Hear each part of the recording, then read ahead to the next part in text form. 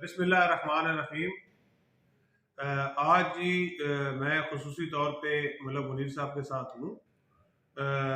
जैसे कि रमज़ान अपने इख्तिताम की तरफ जा रहा है और ये वो बाबरकत महीना है जिसको आप ये समझो कि तमाम मुसलमानों को पूरा साल इंतज़ार होता है कि रमज़ान कब आए और उसकी फजीलात और उसकी जो सवाबात होते हैं, जो उसके फ़वाद होते हैं, उनसे हम मुफीद हों और फ़ायदा उठाएं। तो आज रमज़ान शरीफ जो है, आप ये समझे हमारी कल भी ईद हो सकती है या परसों हो सकती है। तो मैं एक तो तमाम अपने मुसलमान भाइयों को, फ्रांस में रहने वाले पाकिस्तानियों को, पाकिस्तान में रहने वाले तमाम लोगों को, यूरोपियन सारों को, मुसलमानों को ईद मुबारक कहता हूँ और रमज़ान के ख़त्म पर मुबारकबाद कहता हूँ। और दुआ करते हैं हम सब मिल के कि अल्लाह ताला इस तरह के और भी हमें मौके फराहम करता रहे और नेक्स्ट ईयर जो रमज़ान शरीफ आ रहा है उसके लिए भी हमें अल्लाह ताला ज़िंदगी और तंदुरुस्ती दे तमाम लोगों को, ताकि हम उसी रमज़ान को दोबारा उससे लुत्फ़अंदोज़ हों। उसके बाद ईद का मौका आ रहा है, हम ईद की तरफ बढ़ रहे हैं। इंशाल्लाह एक आध दिन में ईद आने वाली है। मैं समझता हूँ तमाम लोगों को भरपूर तरीके से ईद की खुशियाँ मनानी चाहिए और साथ ही अपनी फैमिली और अपने लोगों, अपने भाइयों, अपने रिश्तेदारों के साथ जुड़ के रहना चाहिए। ये एक ईद का ऐसा मौका होता है जिसमें यानी कि आप अपनी दूरियां ख़त्म करते हैं और कुर्बत की तरफ जाते हैं, करीब होते हैं अपनों के। और अगर कहीं थोड़ी बहुत रंजिश भी हो तो उसको दूर करें और अपने लोगों के साथ जुड़ जाएं और तमाम लोग ये ईद की खुशी जो है इसको भरपूर तरीके से इंजॉय करें। उसके बाद ही मैं ये समझता हूँ जो हम लोग ओवरसीज़ में हैं, पाकिस्तानी हैं, यहाँ पे यूरोप में किसी जगह पे हैं, दुनिया के किसी मकाम पे हैं, तो हमें चाहिए, मैं अक्सर कहता रहता हूँ कि हमारे जो अपने आबाई इलाके होते हैं, जो हमारे अपने गांव होते हैं, अपने शहर होते हैं, उनके साथ भी हमें जुड़ के रहना चाहिए। उनका भी हमें ख्याल करना चाहिए, वहाँ अपने रहने वाले लोगों का ख्याल करना चाहिए। उनकी हमेशा बढ़ चढ़ कर उनकी मदद भी करनी चाहिए जहाँ तक हो सके। मैं समझता हूँ जिस तरह हम ज़ाती तौर पे, मैं और मेरी पूरी फैमिली, हम हमेशा अपने इलाके में कुछ ना कुछ ऐसा काम करते रहते हैं जिसमें इज्तमाही तौर पे लोगों का फ़ायदा हो। जैसे कि मैं ज़्यादा तफसील में नहीं जाऊँगा, मैं मेरे बयान करने का या बताने का मकसद भी ये है कि ताकि इससे और लोग भी मोटिवेट भी हों और वो भी इस कार्य खैर में बढ़ चढ़ कर हिस्सा लें। मैं अभी पिछले साल अपने गांव में या अपने इलाके में जब गया, हमारे शहर में एक रोड गुजर रहा है, बिल्कुल फतेह जंग हमारा इलाका है, हमारा साथ ही वहाँ पे एक पिंड है। एक बिल्कुल सेंटर से शहर से जो रोड गुजरा NH-A का है और वो जो रोड गुजर रहा है वो इतना ख़राब और ख़स्ता हाल था और गवर्नमेंट के पास वसाइल नहीं है, करना नहीं चाहते हैं, ये एक सियासी मामलात हैं।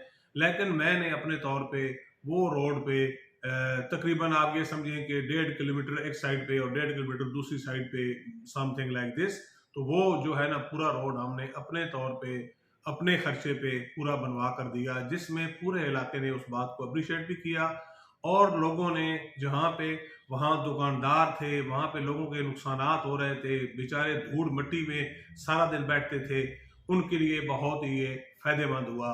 इसके बाद हम अपने इलाके में हमेशा रमज़ान में और उसके अलावा हर वक्त यानी कि कुछ ना कुछ करते रहते हैं।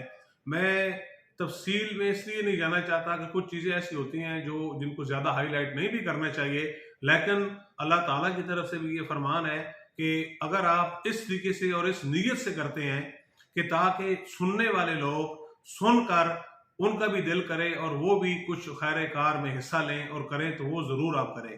तो हम हमेशा रमज़ान में पैकेज देते हैं गरीबों के लिए, लोगों के लिए, सैकड़ों के हिसाब से होता है, जो हम अपने इलाके में, अपने गांव और पिंड में करीब करीब जितने भी पिंड हैं उनमें हम तकसीम करते हैं। रमज़ान पैकेज उसे कहते हैं।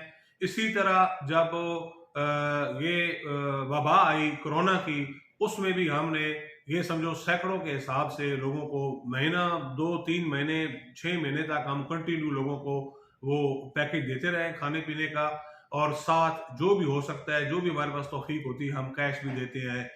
उसके बाद ईद के मौके पे हम लोगों को कपड़े भी देते हैं उनको, यानी कि लेडीज़ और जेंट्स के लिए उनको, हर गरीब आदमी को हम कोशिश करते हैं मैक्सिमम उनको फैसिलिटेट करें। और इसी तरह गाय बगाए, जैसे कि लास्ट टाइम मैं अपने गांव में गया, हमारे बिल्कुल बरलबे सड़क हमारा स्कूल है, मिडिल स्कूल है, और उसमें जब मैंने देखा कि वहाँ पे कमरे जो हैं वो बहुत कम है, बच्चे बेचारे धूप में और सर्दी में बाहर बैठते हैं, उनके पास जगह नहीं है अंदर बैठने की। तो वहाँ भी हमने अभी हाल ही में, मैं जब लास्ट टाइम गया हुआ था, तो वहाँ पे हमने 2 कमरे, बरामदा, वॉशरूम, पूरा एक सेटअप उनको बना कर दिया है। और वो उसका काम भी बिल्कुल आप ये समझे अभी ख़त्म की तरफ वहाँ जा रहा है। वो हमने लेंटर उसके ऊपर डाल दिया है, जब फाइनल हो जाएगा तो उसको भी हम इंशाल्लाह आप लोगों को दिखाएंगे। और इसी तरह मेरी गुजारिश ये है तमाम लोगों से कि इसी तरह आप अपने इलाके में अपने लोगों के साथ जुड़ के रहें और उनके साथ हमेशा तावन करते रहें।